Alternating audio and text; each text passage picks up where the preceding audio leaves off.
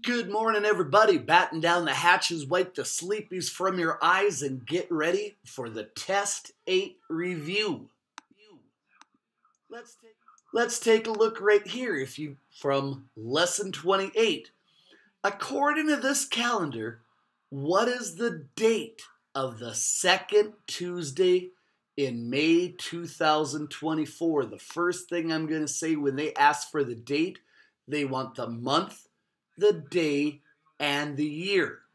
So we're looking for the second Tuesday in May.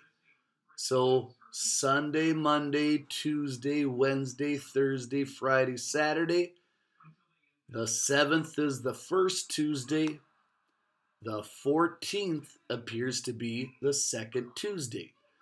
So you would have to write it May 14th, 2024. The month, the date, and the year.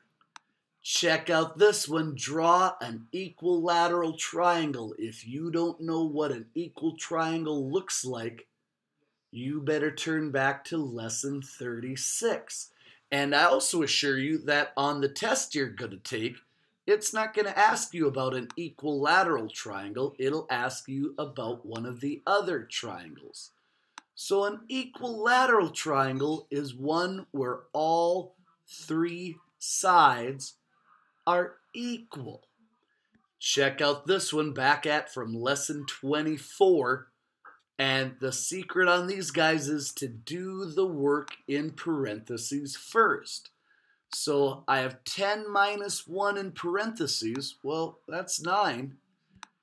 Now I have 100 minus 9. Can you do that in your head? I'm hoping that's going to end up giving us 91. All right, let's try out this one coming at us from lesson 32. Which two triangles below are congruent? The first thing you're going to have to try to remember is, what does this word mean? And if you can't remember it, you had better go back into your glossary and look it up. It's as easy as looking up a reading vocabulary word. Or you could turn back into lesson 32 and find it that way. Personally, I think it's easier using the glossary. So if you did not know, you would then find out that the word means two shapes that are exactly the same shape and exactly the same size. So these two guys here, B and D, they appear more similar. Similar means they're the same shape, but not the same size. And you might be looking at it right now going, there is no way any of these two shapes are the same shape and same size. But you gotta make sure that you spin everything around in your mind, because if you took a look at B here, you will find out that yes, he is exactly the same shape and exactly the same size. He was just sitting at a different angle. So which two are exactly the same shape and exactly the same size, congruent? It would be A and B. How about this one? Compare these two fractions. Draw and shade two, here's that word again, congruent circles to show the comparison. So you would have to draw two circles exactly the same shape and exactly the same size, and they would want you to go and fill it in. Half the circle, half the circle. The actual comparison itself shouldn't be too tough. We should know that 1/2 is equal to 1/2. Anytime you had a trickier one, I actually wouldn't advise drawing the shapes. I'd use that old cross multiplication trick, right? 2 times 1 is 2. The other guy, 2 times 1 is 2. You're comparing 2 to 2. But on the lesson, they are going to want you to draw and shade congruent shapes. Check out this one coming at us from lesson 27. What temperature is shown on the thermometer? Well, anytime you have anything with a scale, and not always do you have 10 little unit segments or the numbers measured, you first have to figure out what each line is worth. And if you don't know how to do it, you can always subtract two consecutive whole numbers. So 120 minus 110, hey, that's going to give you 10, right?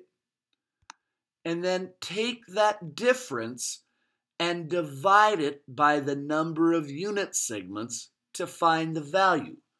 So I have 1, 2, 3, 4, 5 unit segments. I have a difference of 10 and 5 unit segments.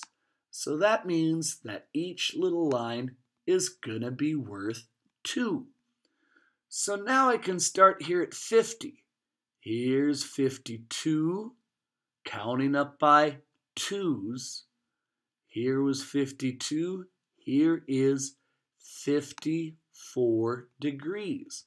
And you got to make sure you write it as a temperature. So let's use the little degree sign and make sure that it's labeled in Fahrenheit. 54 degrees Fahrenheit, which is quite a bit warmer than it is right now. Check out this guy coming at us from lesson 30. What fraction of this group of circles is shaded? Remember the two parts for a fraction. You have the numerator, which is the number of pieces you're describing. In this case, I'm describing shaded pieces. So my numerator is going to be 3 because I have 3 shaded pieces. Your denominator is the total number of pieces, in which case I have 7 total pieces. So your fraction should be 3/7. Check out this guy coming at us from lesson 35. There were 7 more runners than walkers. If there were 11 walkers, how many runners are there? In lesson 35, it's all about subtraction problems. And this one's describing one where they tell you to set it up. The larger minus the smaller equals the difference. It's not tough math. It's not tough math, but it's slightly tricky reading. You got to read it carefully to figure out which one they're telling you is the larger group and which one they're telling you is the smaller group. So there were 7 more runners than walkers. So you got 2 groups, runners and the walkers. One of this is going to be larger, one of this is going to be smaller. If you got 7 more runners, runners is your larger group. Walkers is the smaller group. So now that I figured out which one is the larger group, which one is the smaller group, let's take a look. We're setting it up larger minus smaller equals the difference. Well, they're telling us that there were 11 walkers. There's 11 for the smaller group. And they're also telling us the difference. The difference were 7 more. So 7 is my difference. They want to know how many runners are there. I don't know how many runners there are. Maybe I'll use a R. So you have a subtraction equation where the first term is the variable. So you're going to have to go and do the opposite sign, right? Let's go and isolate this variable. kick it over to the other side and do the opposite sign. I have R equals 7 plus 11 this time. Now I just have to go and combine some terms, right? 7 plus 11 is 18. So let's write down R equals 18, right? And it's always a good idea to go and double check at the end. Does it make sense? Does 18 minus 11 equal 7? Yes, it does. Check out this guy. All about dangling the zero, right? We don't know how to multiply by 3-digit numbers yet. We will before the year's over, trust me. So we got to set it up this way. Remember, when you dangle your zero, you're not multiplying yet. Just multiply everything out by the 4. 4 times 5 is 20. I'm going to write down my 0. I'm going to carry my 2. 4 times 2 is 8. Plus 2 more, hey, that's 10. I'm going to write down my 0. I'm going to carry my 1. 4 times 1 is 4. Plus 1 more, that's got to give us 5. The big mistake I see people making is they then forget to bring their zeros straight down into the answer. And if you have more than 4 digits, you must have a comma. So our final answer is $50,000. Check out this guy coming at us from lesson 29. Remember, you can only multiply 2 numbers together at a time. So I got to start off with 5 times 12, hey, that's 60. And then I can take that answer and multiply it by the 3rd. Can you do 60 times 6 in your head? Well, I'm hoping so. What's 6 times 6? 6 times 6 is 36. So 60 times 6, I would just add 1 extra 0 for 360. Here's one again coming at us from lesson 11. When Sammy finished reading page 129 of a 320-page book, she still had how many pages to read? Some plus some more equals the total. Well, I think 129 is some of what Sammy read. I think 320 is the total number of pages in the book, right?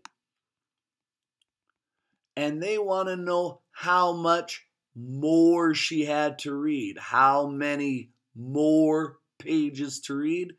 Maybe I'll use B for book. It starts off as an adding equation.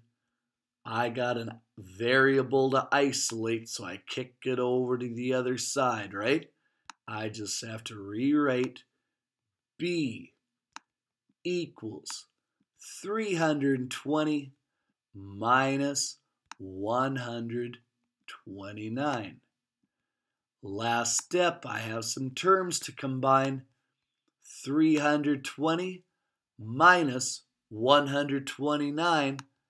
What is that going to give us? To 191. Hopefully you could have figured that out on scratch paper, right?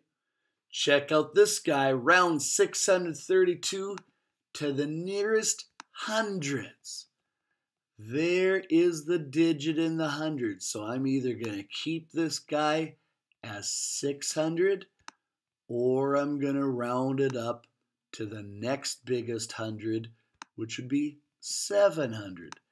And that's all dependent upon the neighbor to the right. If he's 5 or more, we round him up. If he's less than 5, we keep him where he is. 3 is less than 5, so 632 rounds to 600. Check out this guy coming at us from lesson 34. And remember, there's never going to be a remainder on a money division problem. So we got $5.35 divided by 5. Looks like I'm going to start dividing right here into 5. 5 goes into 5 one time. I'm writing it nice and neat right above that digit. Multiplies back for 5, and it's going to subtract for 0. I'm going to go ahead and bring down my next number, which is a 3. 5 times what gets me close to 3? The only option I have would be a 0 because 5 cannot divide into 3. Multiply that back for 0 and subtract it out for 3 again. Bring down your last digit, which is that last 5, and you're ready to start dividing all over again. 5 times what gets me close to 35? It's got to be 7. Multiply that back for 35, and I'm going to subtract it for 0. My last step, because it's a money problem, is write in your dollar sign and decimal point. If you forget it on a test, I'm going to take half wrong. $1.07. One coming at us from lesson 13, where the big thing to remember is if one number is written with a decimal point, they all must be written with a decimal point. So you're starting off with $100 minus $35.40. You have to go and line them up this way, even though 100 doesn't have a decimal point on it yet. But the key word is yet. Draw one in, keep the numbers lined up at the decimal point, and nothing is the same as 0, right? So I can start off on the first one. 0 minus 0 is 0. I can't do anything else until I do some borrowing here. So I borrow 1 from the 1. Do all your steps so you don't get confused. 10 becomes a 9 when he pays the neighbor 1. 10 becomes a 9 and he pays the neighbor 1. Do you cross this guy out and keep him a 9? No. You end up just going 10 minus 4 is 6. 9 minus 5 is 4. 9 minus 3 is 6. 0 minus nothing is 0, but I'm just going to keep it as nothing and write in your dollar sign and your decimal point for $64.60. Check out this guy coming at us from lesson 38. It says the arrow is pointing to what mixed number on the number line. And I gave a little heads up here. A mixed number contains both a whole number and a fraction. The secret to this is counting the unit segments to find what the denominator is. Remember, unit segments is the spaces. So here's 3 unit segments. 4, 5, 6, and 7. If you counted the lines, you're going to get off. So your denominator is 7. Your whole number, obviously, is 6. And let's go and take a look. If this is 6, this is 6 and 1/7. 6 and 2/7. So this has to be 6 and 3/7. Check out this one coming at us from lesson 32. Which figure is a quadrilateral? And the definition of a quadrilateral is Well, if you don't know, you better either turn back to lesson 32 or you better go look it up in the glossary of your book. You will then find out that a quadrilateral means any four-sided shape, which would have to be B then. And that is the end. You want to go slow and careful. You double check your answers and the questions.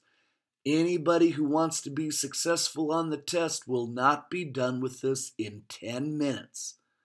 All right, no Socrative quiz. As soon as you're done, you may start, and there's going to be a math after test.